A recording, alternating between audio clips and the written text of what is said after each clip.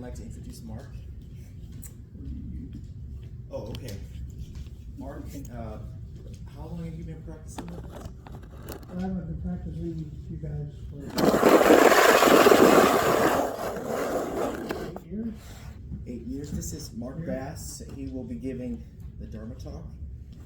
He is a wonderful practitioner who's helped clean up both the front and back yard areas, and we love having him here and all his wisdom.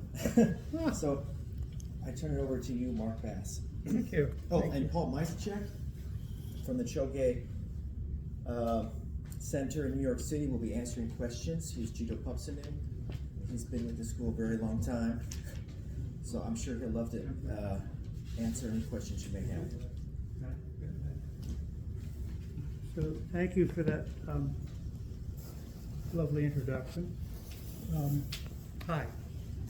For those of you that don't know me, my name is Mark. And for you, those of you that do know me, my name is still Mark.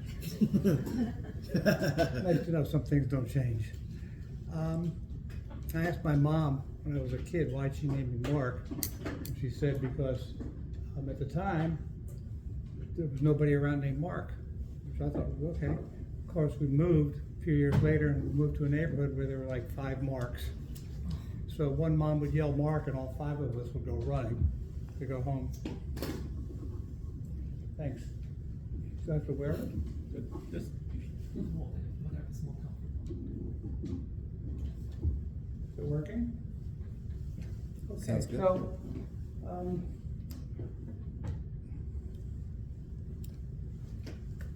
welcome. Welcome to everyone. Welcome to the newcomers. It's so nice to see newcomers here. This is an opportunity for you to experience something brand new, to experience something you may not have experienced before, to learn things you may not have learned before. I know sometimes beginners are waiting for a sign, so I just happened to bring a sign with me.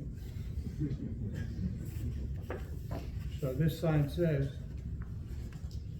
if you're wanting a sign, this is it.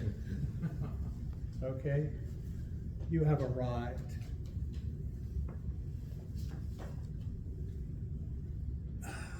I started meditating when I was 12. Back then, we called it mindfulness. That was 30 years ago. Oh, actually, over 60 years ago. During that period, I did a lot of meditation. There were times I meditated, there were times I didn't meditate. But when I did that first day of meditation, I recognized something inside of me. Something came awake that I didn't know was there. And that's what that was a very profound experience for me. So my meditation experience progressed. I learned with transcendental meditation back in the early period. During the 60s, we had something that was called spirituality back then. And my teacher at the time was Gangaji, and I sat with Maharishi, Raman Maharishi. And it was a form of Hindu meditation. There are many schools of meditation. I've been through a few of them. By no means most of them. But when I moved to Florida about 45 years ago, I needed to find something. So I hooked up with a group up in Pompano, a Zen group up there. Unfortunately, they're no longer here. But the Zen group up there was called, I believe it was called the 3 Coins Zen group. And we would meet once a week, like we do here, and we would meditate in silent meditation, you know. And then we had retreats. Retreats are great. It's a real good way to sit for a long time, get to know yourself. And then that group dissolved, so I wound up coming here to this group. And this group, this is a wonderful group. This is the best group of people I've ever met. I gotta hand it to you all, okay? You guys are just terrific, and gals, you know? And we have come together beautifully here. You know, some people may not know, some of the newer people may not know, but this group almost dissolved a few years back. There was a problem, and we almost fell apart, but thanks to some of the senior members here, we were able to survive, and we're still here, and we're growing, and there's a lot of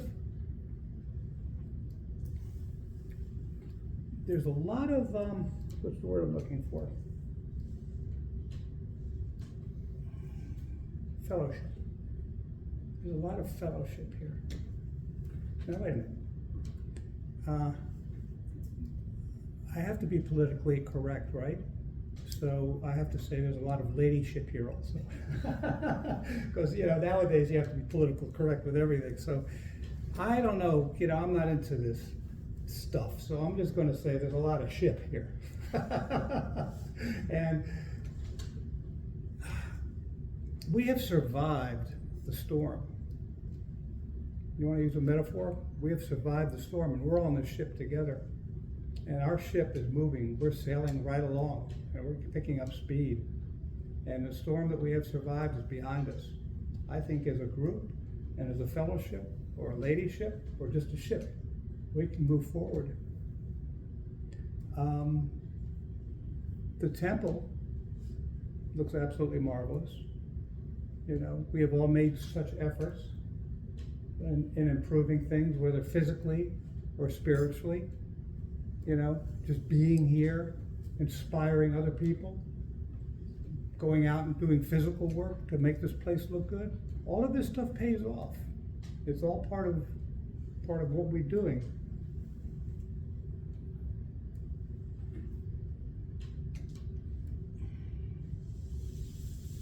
See, oh, it's called what? So stupid. It was called the 5 coins. Sorry, 5 coins Zen. Group of competent.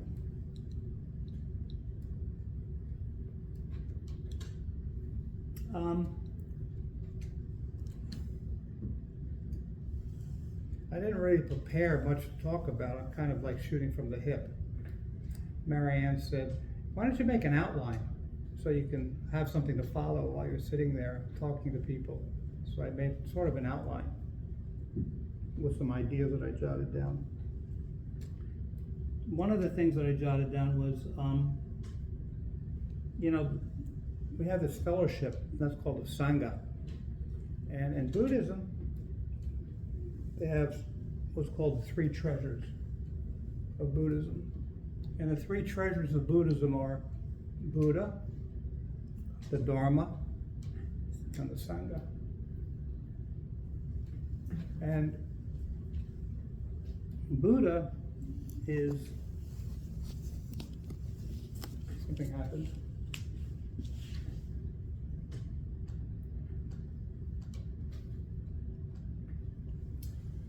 Shall we pause? No, it's just an updater. Okay.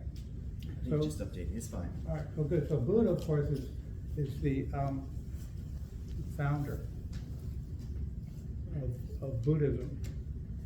So many centuries ago, this man existed and did so much, so profound. His teachings, the things that he teaches us that we learn from, is the Dharma. And the Sangha is the fellowship.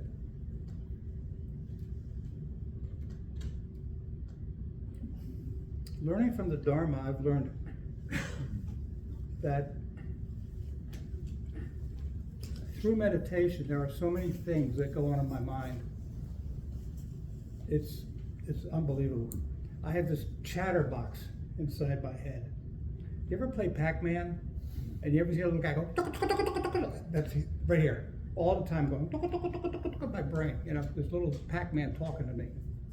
And I've learned that it's really just a lot of noise, you know. It's a lot of background noise. There's things that are important to think about, and there are things that are not important to think about. My brain likes to just talk. That's what my mind does. My heart beats, my lungs breathe, my mind talks. Meditation and Zen has taught me to disregard so much that goes on in my head because it's just talk. It's not important. It's important to focus on what's important. And for me, focusing on importance, the most important thing is being consistently in the moment. It allows everything else to happen. When my mind wanders away, like the other day I was telling somebody, I'm driving home. So stupid, but to me it means so much. I was driving home and I was eating cornbread. And it was a big slab of cornbread, okay, and it had blueberries in it. So blueberry cornbread, I'm driving home and I'm driving, I'm eating it, I'm driving, I'm eating it, and all of a sudden I realized I'm really into this cornbread. And look at this blueberry, it's gigantic, and this is so good. And I was so into it that I realized that my mind hadn't gone anywhere. I was really just driving and eating the cornbread. And so many times when I'm driving, I catch my mind drifting away somewhere, like, you know, what am I doing tomorrow, you know, or thinking about something in the past. You know what I'm talking about? You know, how your mind wants to kind of wander. And I'm learning that with meditation, my mind doesn't wander away as much. I'm actually catching myself in the moment instead of catching myself as I drift away somewhere. It's a really new sensation for me to constantly find myself here.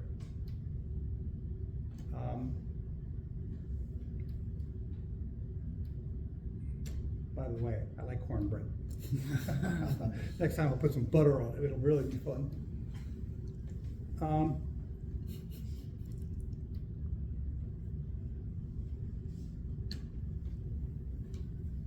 So, through meditation, I stay here.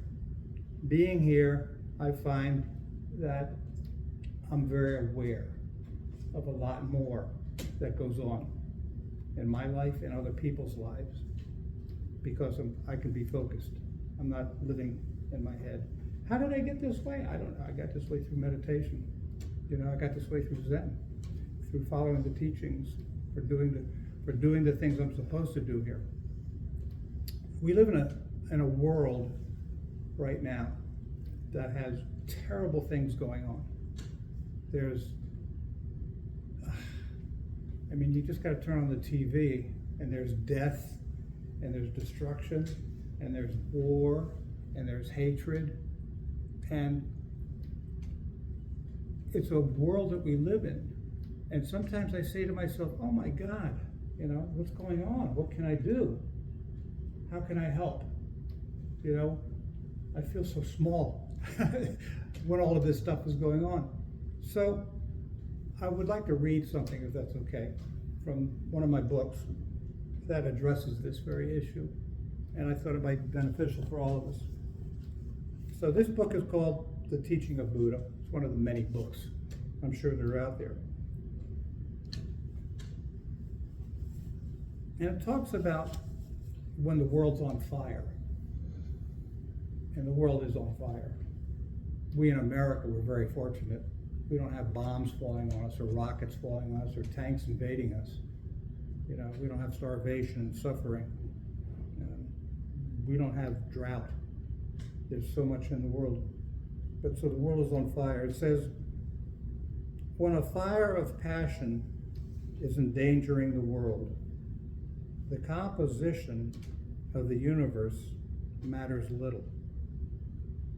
The question of whether the universe has limits or is eternal can wait until some way is found to extinguish the fire in the world. And so, can the question as to whether the present organizations of society deal with this. In the face of the problems of sickness and death and old age and suffering and pain and everything else that goes on, sorrow, blah, blah, blah, all these wonderful things, one should first search for a way to end them and then devote oneself to the practice of that way. So, in the face of all of this that goes on, can we make a difference? Can each one of us do something to make a difference? Yes. Yes, we can. Just by being, by helping, by thinking, by realizing, we can make a difference. And it takes only one candle to light another candle, which lights another candle, which lights another candle, which can light thousands of candles. And the original candle remains lit.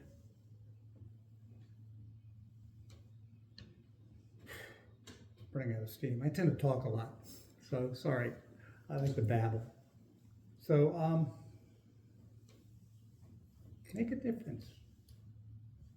Let us be part of the solution. There's I'm going to end. Is that okay? I'm going to end soon.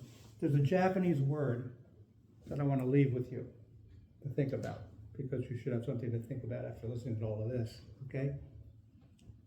The Japanese word is ikigai.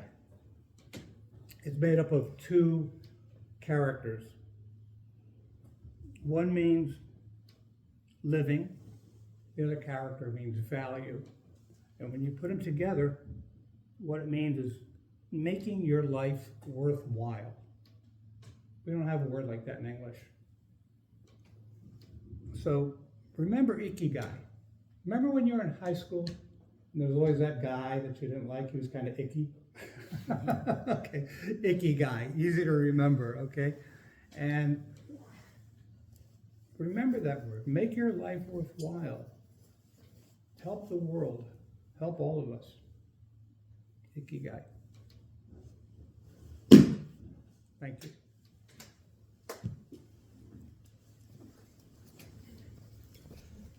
Thank you very much, Mark.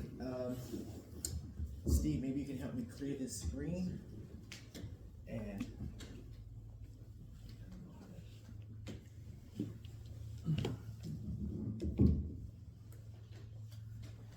I think maybe we can use this to hand off to people who have questions.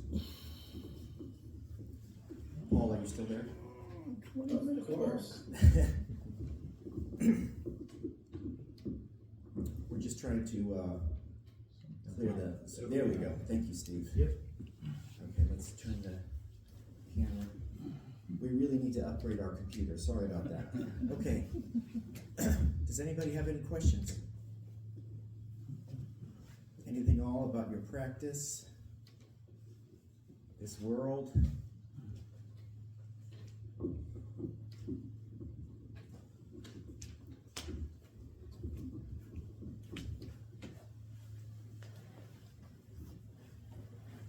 Anything at all? No.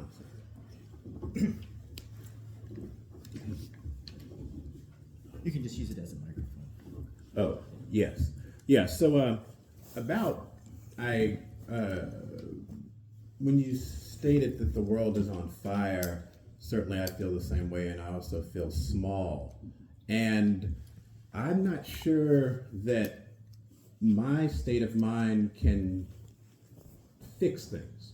In other words, if I see injustice in the world, it still seems to be there, even though I'm aware of it, and it isn't going away, and I see the mistreatment there. So I'm not sure that a passive acceptance of it is adequate. Who said anything about passive acceptance? Buddhism is very active. But as Mark talked about Buddha, Dharma, and Sangha, So Buddha is actually your original clear mind that sees things as they really are. So first we have to get before our opinions. Then we can act clearly. So Buddhism is actually this idea of accepting things as they are is not understood correctly. It's more like seeing things clearly and starting with the way things are now as the correct place to start instead of having some idea of how everything should be. It's interesting. Well, first I wanted to say Zen, which is a particular style of Buddhism, appeared in a very difficult time in China at the time. There was wars, rebellions, famine, earthquakes. And something like a third of the whole population of China died in some kind of difficult situation or other over the course of the 100 years when Zen flourished. So we think of this as, we may visualize it as a time when monks were just quietly sitting out in the mountains contemplating the universe. But it wasn't that way at all, and Zen itself is not soft and syrupy. And there are many instances of monks basically taking up arms or actively. In other words, Buddhism is very active. There is an analogy, and that's sort of going to this sense of what can I really do? First time I heard it, I thought, that's kind of depressing. It said that bodhisattva action or helping is kind of like you see a forest fire and you're a bird and you can only put out the fire one beakful at a time by flying over to the ocean and dropping a little beakful of water on it. That's what Mark was talking about the one candle. So what that really means is if you get caught up in the what can I possibly do mindset, then you do just become numb and don't do anything.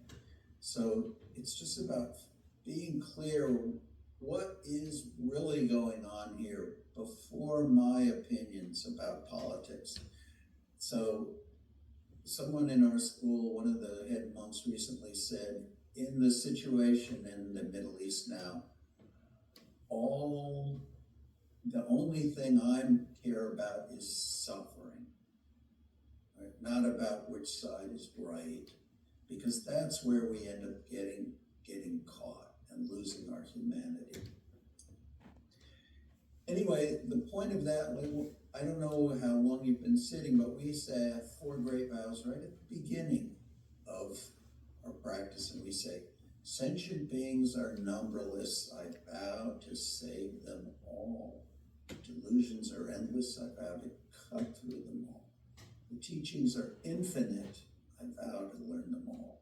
The Buddha way is inconceivable, I vow to attain it.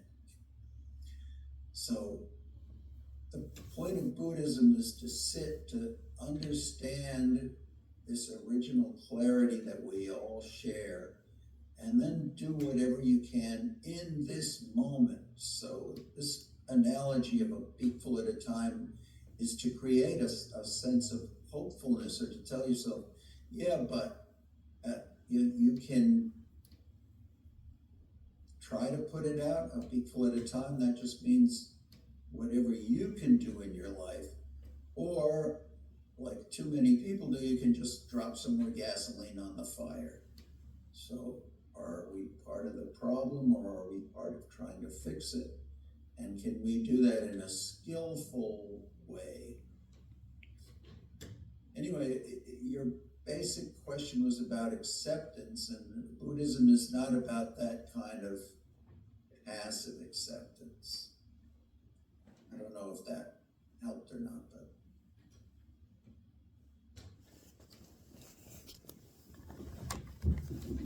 Any other questions?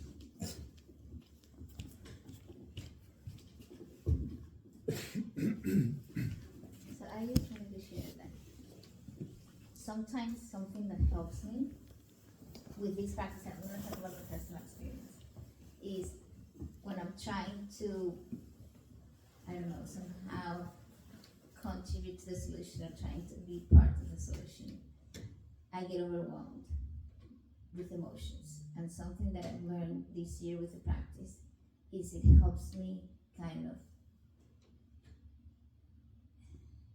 be mindful about all my emotions and come to a place of peace again, where I can act from a more loving place than from my emotions. So that is something that the practice has helped me. However, as much as I love the practice, I still have a very hard time with the first vow of we be saving sentient beings. I don't feel I know how to save any sentient beings, not even myself. So as part of my practice, I still have a hard time with that. And as much as I try, every time I try, I feel the same way. I was like, I'm not savior. And I think every time I think I may be a savior, it puts me in a place of knowledge, like I know more than other people, and the reality is I don't know. I don't know what's gonna be next, so I don't know if the decision I'm making now, it's a good decision for me or for others. So the reality is I do have to accept I'm acting from a place of love and this is what I'm gonna do. The reality is I don't know if it's gonna be better or not. And I try to listen to what's happening and what other people have to say, because many times I'm just trying to find a way to coexist. Like, for as many sentient beings as there are, have a good life. The reality is, I don't feel I'm here to save anybody. So that first vow is very hard for me. So I don't know if you have some advice for me on how to see it differently, but I cannot say that vow.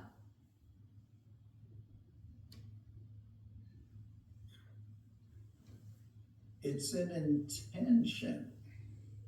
You know, again, if the idea that you know what's going to come next, that you know what to do in any particular situation, that's kind of very egotistical. And Buddhism is about letting go of the ego. Yeah, so if you examine this question closely, then you'll get to this point of, how could I possibly know? Nevertheless, there is intention. You are here in this world.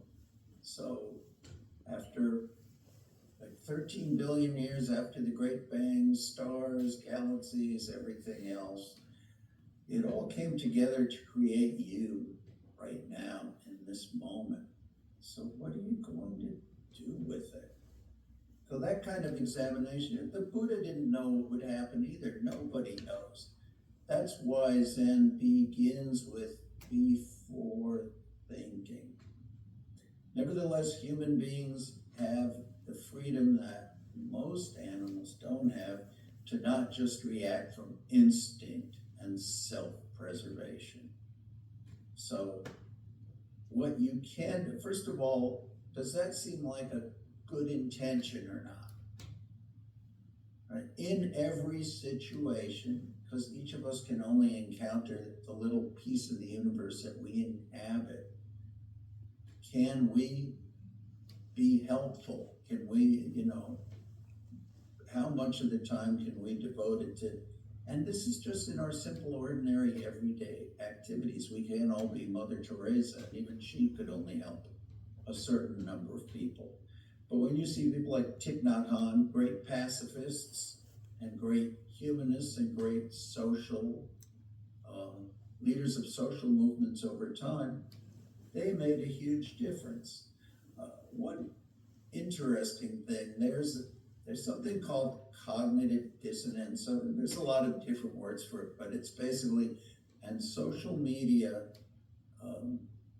exacerbates or exaggerates this effect, that essentially all we see is places where things are the worst.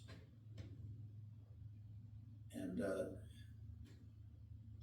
So our view of the world as we see it, particularly through television and social media, they've actually been wired and carefully programmed to do whatever gets the most hits. And human beings are the most, because, we were prey. For like the 200,000 years that human beings have existed, more or less, we were prey for about 180,000 of them. So we're very worried about survival. And whenever we see a situation, so we tend to gravitate towards those things, and then they get amplified. So you don't see what's going on in the world that's good. You only see the worst places, and we get bombarded with it over and over. And so we tend to get a sense that the world is actually, we get the worst picture from all of that of how the world is. There's a person out there, he's a well-known statistician, and he's just compared the human condition, say, about 100 years ago and now. And like maybe 100 years ago or so, something like 90 to 95% of humanity were essentially indentured servants of one kind or another. In Europe, they were peasants or serfs, and wherever you go. Now, something like more 60 to 70% of humanity lives in situations where they aren't starving. There isn't somebody, like a king or a duke or a royal that just owns them. So in fact, the humanity situation slowly, not nearly enough, but the situation of human beings has improved quite substantially over the last 100 years. It doesn't feel that way, but that's the truth. So people demanding more justice, to be treated better, to be kinder to each other, the different kinds of governments that we've experimented with since the age of royalty is more or less past. That's actually happened somehow, and I don't know what else it could be except the fact that inside of human beings there is a realization that we're all the same, and we're trying to improve things, and they have in fact improved. It just doesn't feel that way if you watch the news. And it's not perfect anywhere. It's still not what it should be. So that's how I try to look at it when I think about these questions. So sentient beings are numberless. I vow to save them all. It's just moment by moment in my interactions with sentient beings, I do my best to try to see each situation clearly, connect, and do what I can. And somehow or other, the lot of humanity has improved in recent times. However, I would like to add that if human beings' life have been improved, not other sentient beings. I think all these sentient beings are being hurt by our actions, big time. So I think that is where I'm coming from. I'm coming from a place of, we haven't made So this. I'm not hearing what you're saying. Can you speak just a little more clearly? That if it's true that human beings have improved their lives, I don't think the same has happened to other species. And I think many of their suffering comes from human beings. So I personally have a hard time with that. And that is something that I think I get overwhelmed by. Because we haven't made that connection. We're doing the opposite. We're hurting them. I think unconsciously many times, I don't think it's on purpose, but consciously or not, we're the ones provoking their suffering or the cause of their suffering. So that is something that I think there's still a lot of work to do. Nevertheless, here you are sitting in this temple, talking, fixing the grounds, eating. So do what you can. Again, that's just an intention. I would like my actions in any way they can to improve this world. There's billions, trillions, there's trillions of microorganisms living in your own body. Your body is like a world. So yeah, it is inconceivable. It's beyond imagination. But what's the point of becoming glum and giving up?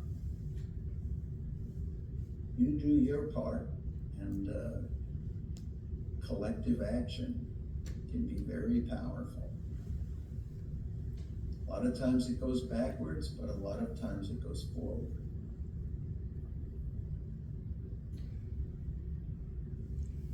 In any case, in Buddhism, all of these teachings we give are for you to examine for yourself and find out, what do these mean for me and how can I manifest them? You don't disagree with the idea that if all human beings took up this vow simultaneously and all did it together, that the world wouldn't be a better place? Oh, I totally agree, and that's why I think the practice also helps me to deal with my emotions, because it's true. You feel, you're connected to the energy, which makes a huge difference.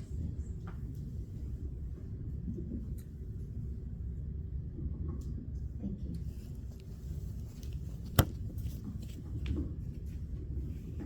Okay, more questions? Can I add something? Sure. Thanks.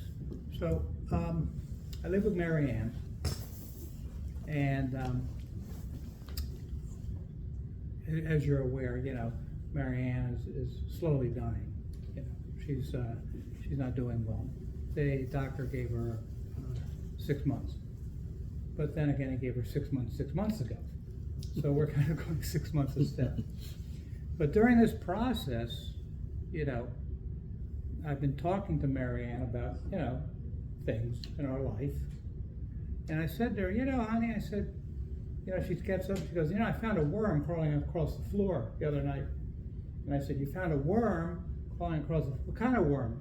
She said, well, she went to pick it up, and it curled into a little ball, so it's one of those kind of like a millipede or centipede kind of critters, And I said, you did? And I said, well, what'd you do with it? She goes, well, I carried it outside, put it in the garden. I said, honey, it's 3 in.the morning, because she doesn't sleep at night because of the medication she's on. Yeah, but I didn't want to kill it. I said, well, why? Why wouldn't you? What'd you put it out in the garden for? She goes, because it needs to live outside. It doesn't need to be in the house. So I picked it up at 3 in.the morning, carried it outside, and put it in the garden. And I look at her and go, wow, it's like, this is amazing. This is a woman who used to squash these things. There'd be something crawling across the floor. It was like, done, And now she's picking up little worms and carrying them out to the garden. It's an appreciation of life. She's changed. She's really changed. My best friend Joe, who I love to death, I love Joe, but he's a putz. But he knows it also. But Joe's wonderful, okay? And Joe used to have a tendency to talk about things that bother him, why his life isn't working, And he would tell me about it. He would say, oh my God, like for example, I just don't understand why, Joe's a single man. All right, so he would say, like, I don't understand why, so-and-so happened, or this and that happened. And I would try to, from my perception, I would tell him, I would say, well, Joe, maybe you need to look at it this way. I'm coming at it from a different angle. And he would say to me things like, oh, shut up, Buddha. I mean, fine, that's not any kind of answer, And this went on for a long time, And lately, the most amazing thing has happened, okay? Joe is starting to answer his own questions, okay? And he's changing. The things that he used to do that would create suffering for him are changing. He's not doing them anymore. He's becoming a different person. And how does that work? I don't know. I just, point these things out. Same thing with Marianne. I just pointed these things out, Whenever she used to find a little frog, I'd go, oh, it's Kermie, She's changed. Joe's changed, okay? And maybe it's because of some of the input that I've put in. Maybe it's a bit, maybe it's a little bit of input from everybody else. If I have an opportunity in my life to drop a little pearl of wisdom on somebody and make their life better, I've just saved a part of that person. And you know what? As they get better, it's a reflection on me. I'm saving myself also. And then maybe he'll get better and tell somebody else something, and they'll get better, and it'll spread like a wildfire. I don't know. I just, how does saving people work? It's one person at a time, one thought at a time, and it will come back. You will notice how it works as soon as you start doing it. It seems like when you say, in the sense, we're going to save all of them, and it's like, oh my God, it's like, oh, how can I save the whole world full of people, Well, you can't. But maybe you could save one, or two, or three, Yeah. But you got to start. You got to believe that you have the power to do that, and you do. We do. We're human. We're not animals. That's a big difference. Am I babbling again? Sorry. Sorry. I think we still have time for a couple more questions.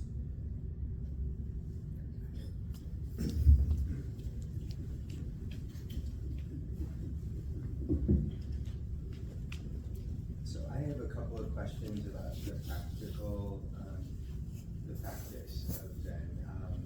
So I'm just starting and working meditation into my daily practice, and I have a question as to, is there a certain time that would be beneficial versus is 10 minutes enough in the morning, is 15 minutes enough to start the day? And then as I'm going about my day and in my work, of course we all, are faced with others and egos and interactions, and what are some of the practices that you could recommend to keep that Zen in moments of stress or stressful situations at work, or dealing with egos that are not in the same place that I am, and not coming across or perceived as not being present?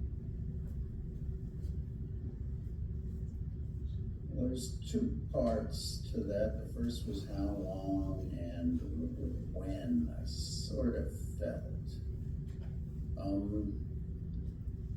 5 minutes is better than nothing, but I find that something like a half an hour, because you have to give your thinking some time to settle down. It doesn't settle down by itself. If you've taken beginning instructions here, but in any meditation school that's based on Buddhism, they'll talk to you about posture, finding some kind of posture that you can stay alert and awake, some kind of sitting posture, right, that's relaxed so that you don't build up unnecessary muscular tension, then following the breath. And finally, what we call this attitude of non-interference, allowing thoughts, feelings, states of mind to come and go freely like clouds in the sky.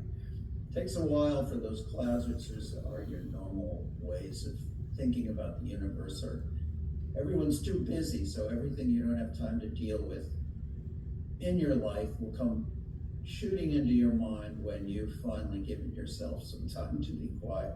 So you need a little time for all that to disperse by itself, and to just get in this habit of just letting it, if no matter whether you like the experience you're having or not, just watch it and allow it to take its time in the mind and then move on. So that settling down takes some time. So I find that a half hour is about the right amount of time. 5 minutes is fine, 10 minutes is fine. Eventually you'll find you can do it for longer. Then we end up doing 1-day retreats. You know, I've done 1 month retreats. There are people who do 90-day retreats. So there's but one works up to that bit by bit, and the experience is obviously completely different. You have to get up there. So in terms of time, I would say that's it. If you do it the same time every day, that's helpful, because we're all good at doing what we want to do when we feel like doing it for as long as we want to do it. So if we use Buddhism the same way, then it's kind of just another pastime. Maybe I'll do it now for a little bit. So if you invest time at a particular point in time, then you kind of get the benefits. It's a bad word, but you know, you will replace your usual way of seeing the world with another way if you do this regularly for a decent amount of time. Just sitting still, following the breath. Once you're following the breath completely, then you've let go of all your thinking. But then when thoughts start appearing, allow them to come and go like clouds in the sky. Do that every day consistently. Then this becomes a new way of being when you go out into the world, bit by bit. But you replace that usual kind of facing the world with just a nice, clear, here I am. No, it is the way it is. Sometimes, you know, I live in New York. I give myself a challenge. How long can I walk down the street before something gets on my nerves for some reason or other?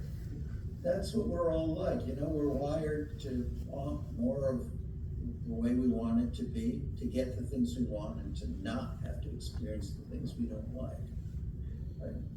So that's interesting, because there's too many people in the streets and everyone is doing their own thing, and we're all colliding and crashing, and some people are rushing and some people are strolling, and it's fun. Just the simple act of getting around can really start getting on your nerves. People on cell phones who don't know where they're going, walking a crosswalk, almost getting run over. So it's interesting. So I just try to say, it's the dance of the streets. So when you're dealing with people with egos, just let it be. It's actually not hard at all. Just try to understand where they're coming from. See if you can see things from their point of view.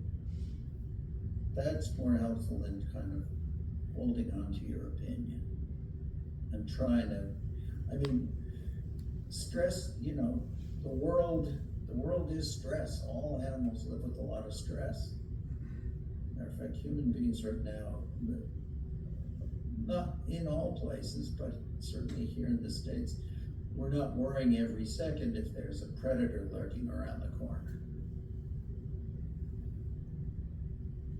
Or if you're a predator, if some stronger predator is waiting to get in a fight with you. If you watch any nature shows, animals are just continuously trying to figure out how to survive and get enough food.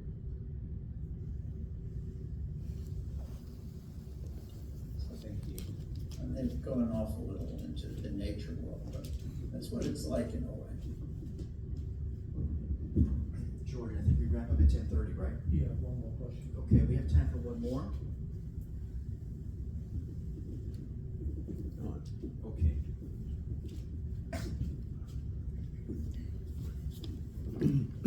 Yeah, I think you said that one of the keys to dealing with whatever you see as painful or uncomfortable is seeing things as they really are.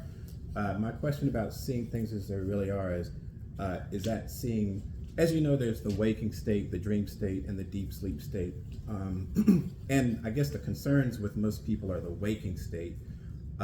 So is seeing things as they really are, seeing things beyond space and time and bodies and physical worlds? What do we do to see things as they really are? What color is the floor in front of you? Brown. That's what seeing things as they really are is like. When we interact with our fellow human beings, yeah, so you already got it.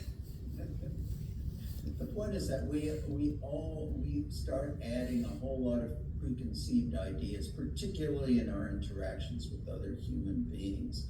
So that's where we just have to, but I was talking about, New York City, where there's just so you're driving in busy traffic and somebody cuts you off, or somebody jumps in front of you and steals your parking spot.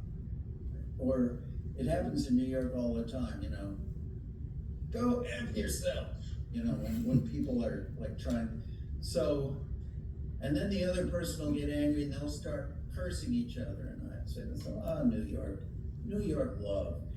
But the truth is, so one thing that you said, from the point of view, go F yourself, is just sounds. It's some vibrations in the air. You then turn it into some words, some meaning, an insult, and then it just immediately, without thinking, react out of that. You too, and stuff can escalate into fights and even road rage. But originally, car zipped in front of you, so, that car zipped in front of me. That's seeing things as they are. Oh, this guy cursed me. That's seeing things as they are. Getting caught up in, I'm right, and, just the instinctive way that we react in thousands of situations. That's what we have to be clear about. So, floor is brown. Someone cut me off. He insults me. Oh, thank you for that insult. Someday when you really understand it, I'll return it to you. So we just need to see the things as they are. Just experience them without any idea of good, bad, right, wrong, anger. Just be here. Just one more question. You mentioned that you did transcendental meditation at one point, and I'm curious because they seem to get into great states of bliss, and I'm curious what led you away from that, or why are you not doing that?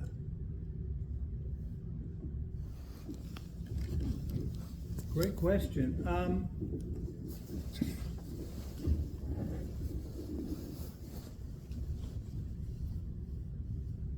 I don't know. I really don't know. I know that my life changed, and like I said, there were times when I would do meditation, and there were periods of time when I didn't meditate.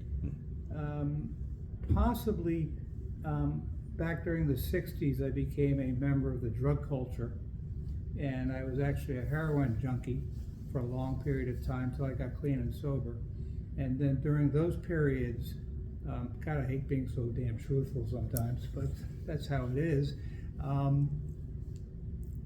I wasn't doing any meditation when I was all junked up.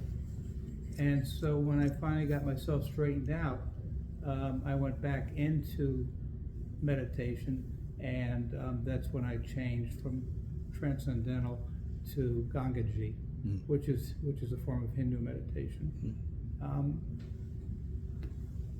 Exactly why, I don't recall. Maybe it was just the time frame of things as they occurred. An interesting note on that is that there are many schools. There are many schools out there, and there are many paths that one can follow. And this one really works for me the best, and I've visited a lot of them, and they all lead to the promised land. But sometimes some of them take you way out here, and some of them take you right there. So You have to find what fits you. Yes? Yeah, I just wanted to say one thing about states of bliss. If you meditate, you will occasionally have blissful experiences. But if that's the goal of meditation, just like, all of us in our lives have some really special moments when we're having some wonderful experience, everything comes together.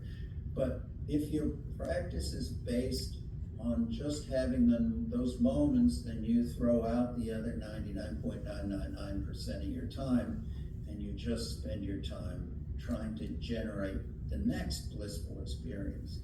So as soon as you decide, what a wonderful experience that was, I want to repeat it, then you've already cut yourself into pieces and you can't experience it anymore. So just being here in this moment, why isn't this moment blissful? So Zen is about everyday mind. This world just as it is right now.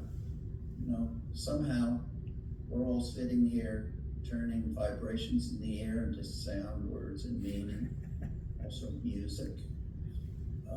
We're turning light waves into color, form, beautiful gardens outside, blue sky above.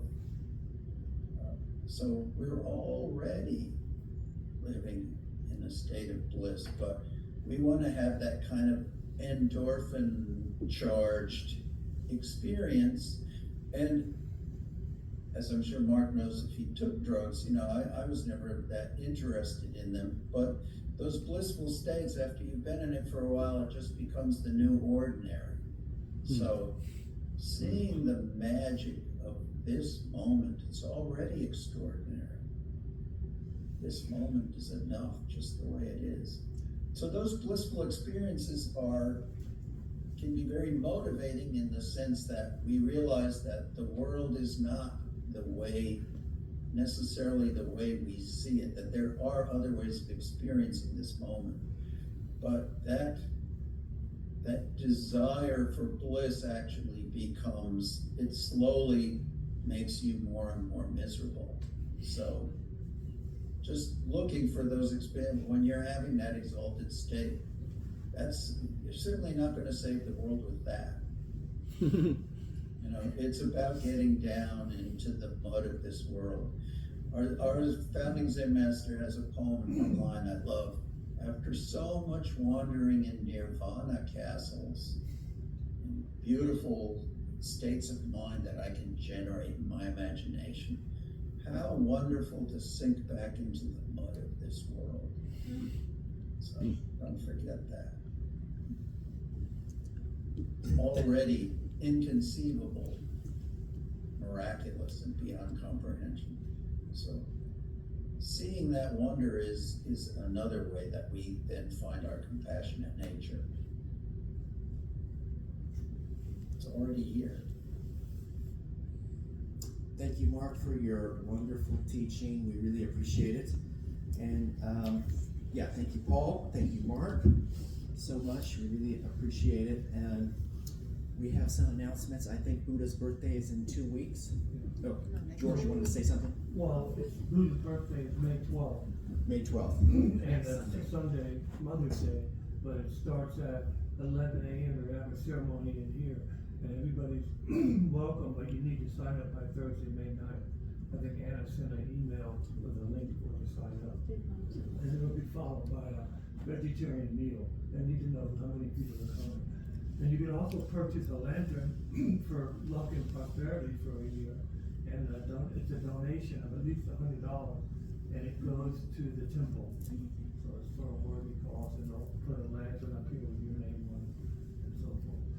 And then following Buddha's birthday, we'll start advertising for the one-day retreat, which is June 15th. You'll see something on that. And then also today, Sunil was hoping to have a few people stay behind to help clean out the storage room.